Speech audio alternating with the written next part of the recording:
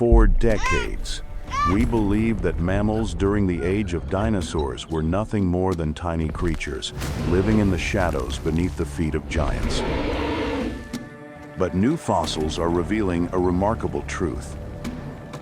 While dinosaurs ruled the planet, these mammals had already learned to dig burrows, swim through ancient forests, and even hunt young dinosaurs. This was not merely survival. It was preparation for the day when the world would belong to them.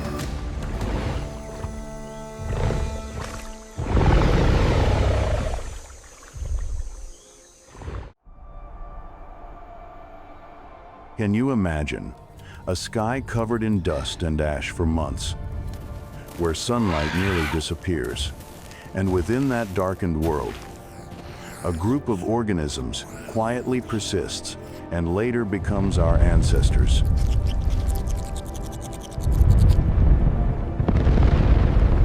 Let us begin with a name, Didelphodon.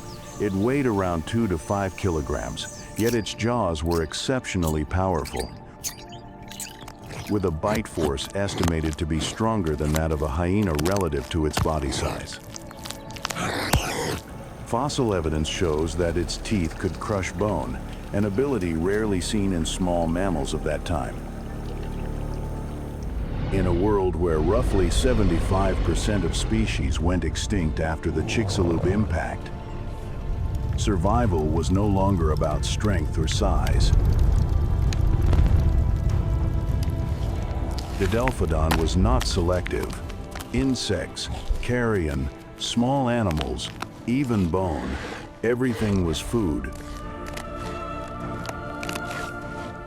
As plant life collapsed, triggering the breakdown of entire food chains, omnivores like it had a far greater chance of survival. Picture Earth then as a city after a nuclear disaster. Large creatures were like towering skyscrapers, impressive yet fragile. In contrast, small animals like Didelphodon were like survivors in underground shelters, not dominant, but resilient.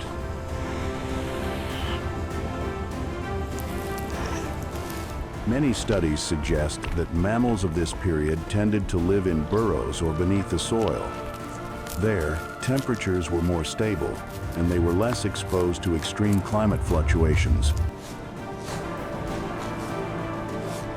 These small mammals had short gestation periods and reproduced quickly. While some dinosaurs took years to mature, creatures like Didelphodon could produce new generations within just a few months.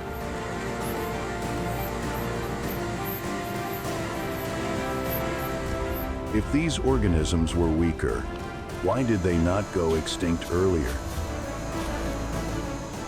They did not compete directly with dinosaurs. Instead, they occupied narrow ecological niches, active at night, feeding on what others ignored, hiding in the shadows.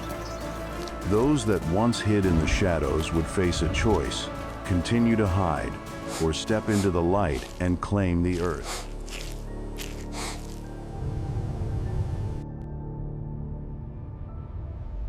About 100,000 to 1 million years after the Chicxulub impact, the skies begin to clear, dust and sulfate aerosols in the atmosphere gradually decline, allowing sunlight to penetrate the dense cloud layers. Global temperatures, which had dropped by 10 to 15 degrees Celsius, slowly stabilize, and plant life begins to recover. And at that moment, a small creature named Protungulatum begins to move under daylight. Protungulatum weighed only a few hundred grams to about 1 kilogram, much smaller than a modern dog.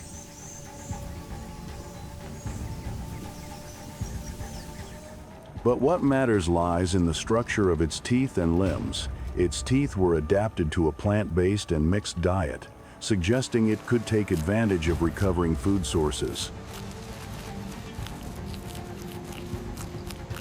Its limbs were suited for movement on land, no longer relying entirely on burrowing or climbing.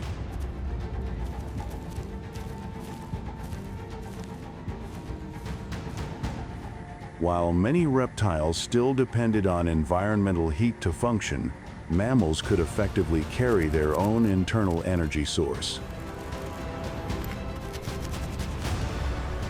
Moreover, their brains, though still small, were enough to make a difference. The ability to learn, remember food locations, and recognize environments allowed them to adapt more quickly than species relying solely on fixed instinct. Mammals started to diversify. Some adapted to herbivory, others became predators, some climbed trees, and each path opened a new evolutionary branch. Large, highly specialized organisms, or small, flexible ones ready to adapt. We are about to challenge a major assumption. Mammals were never as weak as we once believed.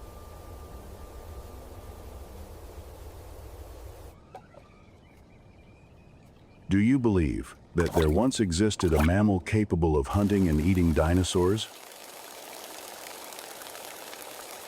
Real fossil evidence, preserved for more than 125 million years beneath the Earth. Let us turn back time, even before the Chicxulub impact. While dinosaurs dominated the surface of the planet, a strange creature existed quietly, Repenomamus.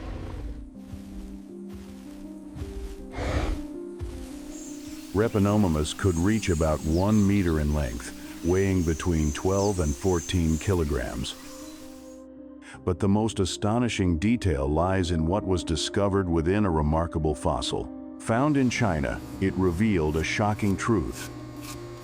Inside the stomach of a Repenomamus specimen, scientists identified the bones of a juvenile dinosaur from the genus Psittacosaurus. These fragments were located in the abdominal region where food is digested. This strongly suggests that Repenomamus consumed dinosaur flesh. This completely overturns the assumption that mammals of that era were merely passive scavengers, surviving by feeding on leftovers. But did Repenomamus actually hunt dinosaurs, or was it simply a scavenger? The structure of its jaws and teeth indicates a powerful bite, sharp teeth, and an anatomy suited for tearing flesh.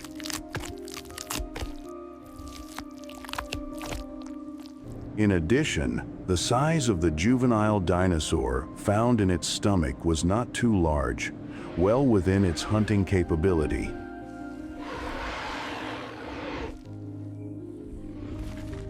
Dinosaurs dominated through size and strength.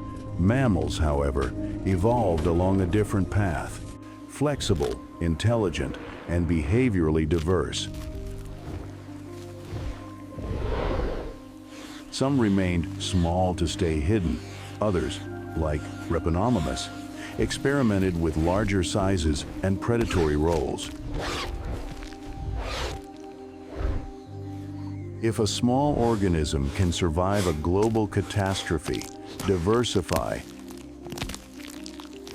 and eventually come to dominate a planet, is it truly weak?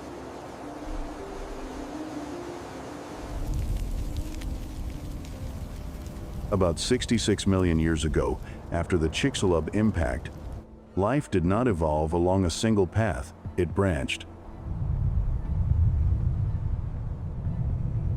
Some mammals moved underground. Others, like Purgatorius, began experimenting with life in the trees. Some returned to the ground and fed on plants, while others developed the ability to hunt.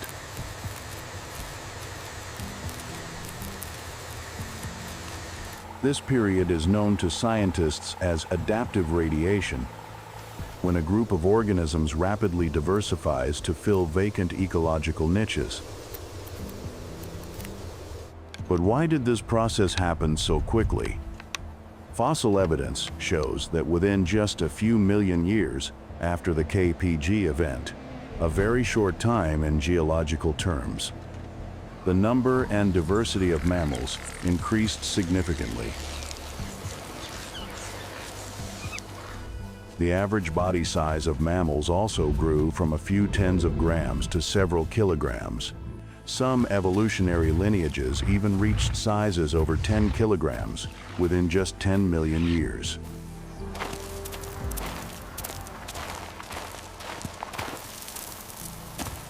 Many mammalian lineages appeared and then disappeared within just a few million years.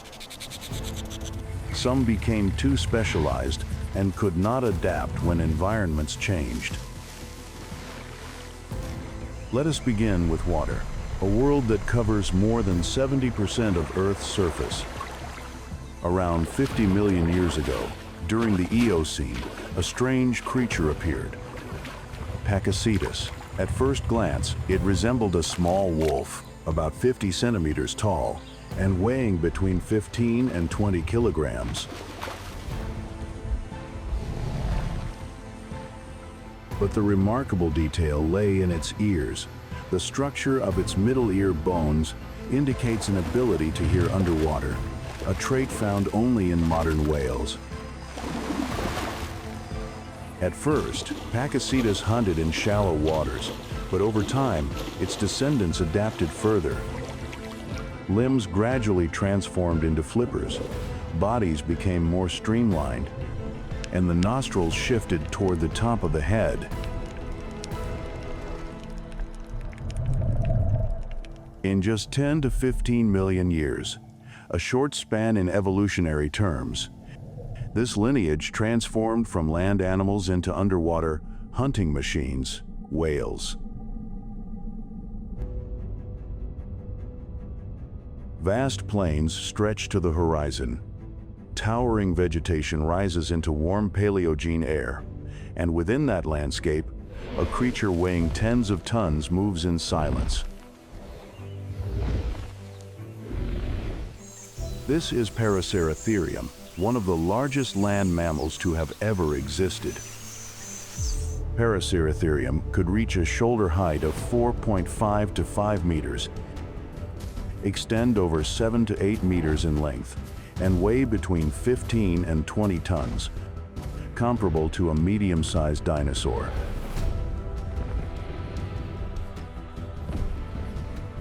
It stands as proof of one thing: mammals did not just survive catastrophe. They returned to the pinnacle of evolution in their own way. After the Chicxulub impact, it took tens of millions of years for ecosystems to fully recover. And within the next 30 to 40 million years, many mammalian lineages began increasing in size rapidly.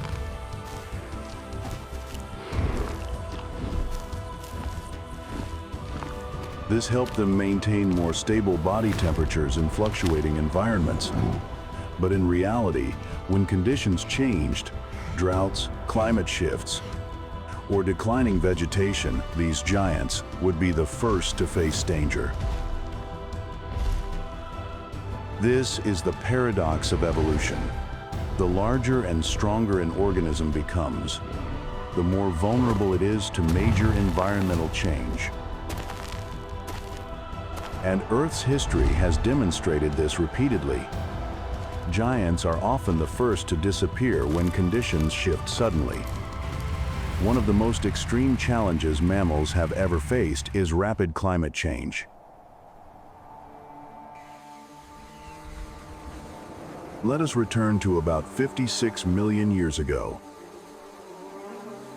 At that time, Earth had no polar ice caps. Global average temperatures were already higher than today.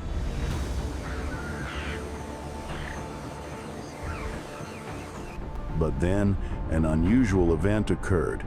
Within just 10,000 to 20,000 years, global temperatures rose by an additional 5 to 8 degrees Celsius.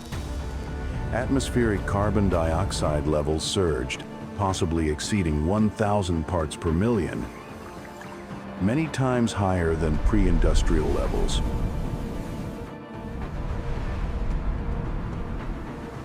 The entire planet became like a vast furnace. Tropical forests expanded into high latitudes. The oceans warmed, and in some regions, the water became depleted of oxygen. And within that context, a small creature tells an extraordinary story about how life responds. Siphripus, one of the earliest known horses. At first, it weighed about 5 to 6 kilograms. But what is remarkable is this. Throughout the PETM, its body size gradually decreased. Fossil studies show that over roughly 130,000 years, the size of Siphripus shrank by about 30%. Why did this happen? The answer lies in basic physiology.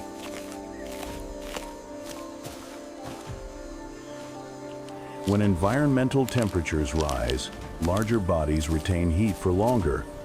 In contrast, smaller bodies have a higher surface area to volume ratio, allowing them to dissipate heat more efficiently.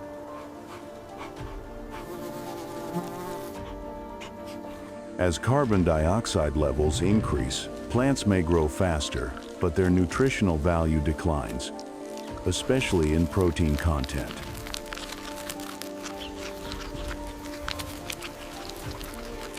This creates a double pressure. Not only is it hotter, but it is also less nutritious. In such an environment, smaller organisms, which require less energy, hold a clear advantage.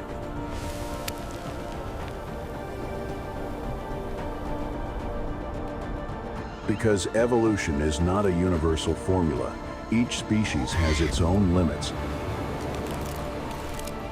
Physiological, genetic, and environmental. Some cannot adapt quickly enough and disappear. Others change behavior rather than form. And some, like Siphripus, change both. Could this be the true key that allowed mammals to dominate the planet?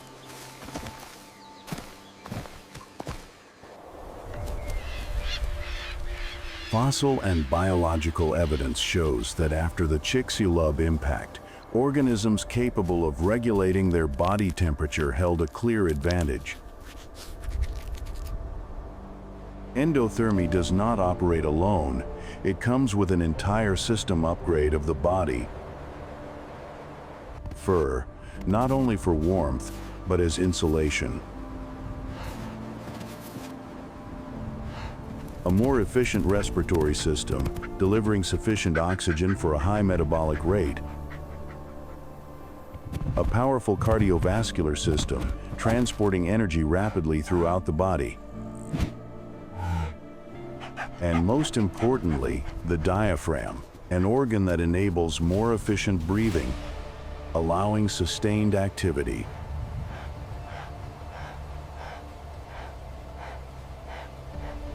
The body of a mammal is like a jet engine, always running, always ready. In contrast, the body of a reptile is more like a solar-powered engine, efficient, but dependent on external conditions.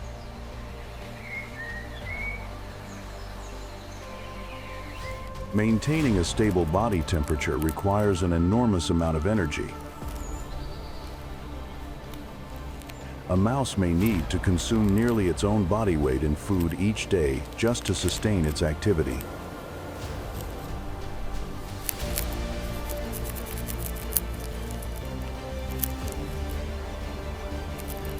If food becomes scarce, this system can become a burden.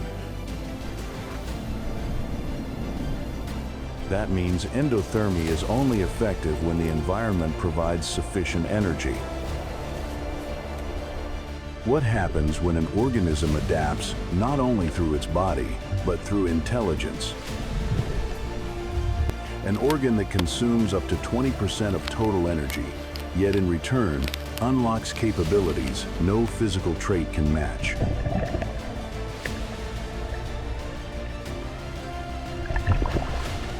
Is intelligence the ultimate step in evolution, or just another experiment of nature?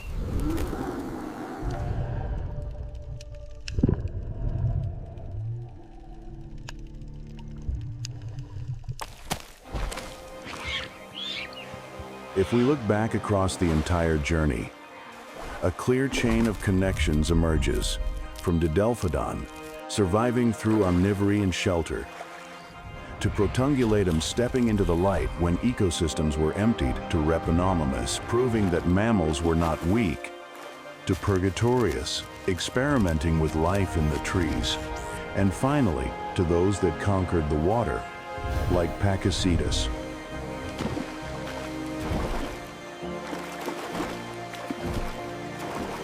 None of these were random steps. They were the result of millions of years of continuous adaptation.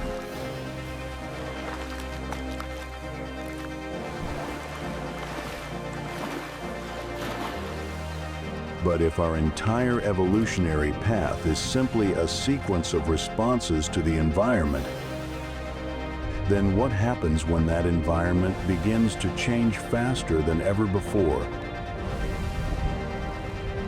And when the next chapter of life is written, will we be the ones who continue to adapt, or become part of a history that is replaced?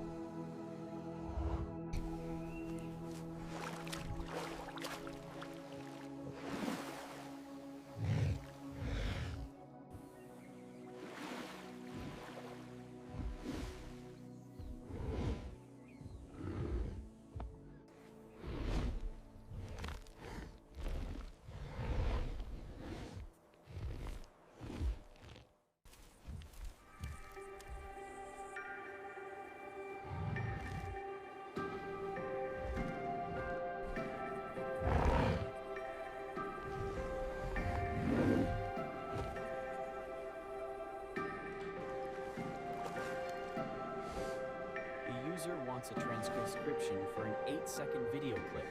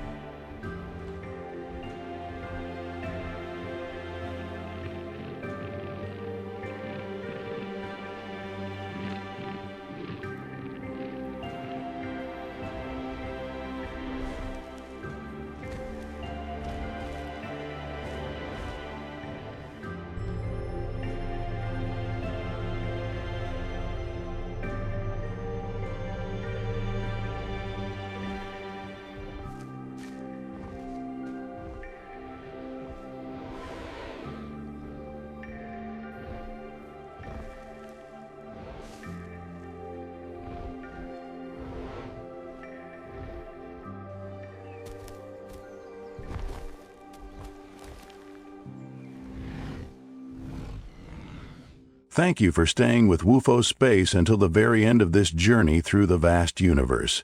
If you found this video interesting and insightful, don't forget to like, share, and subscribe to WUFO Space so you won't miss our next cosmic adventures. Your support means the world to us and fuels our passion to keep exploring the wonders beyond.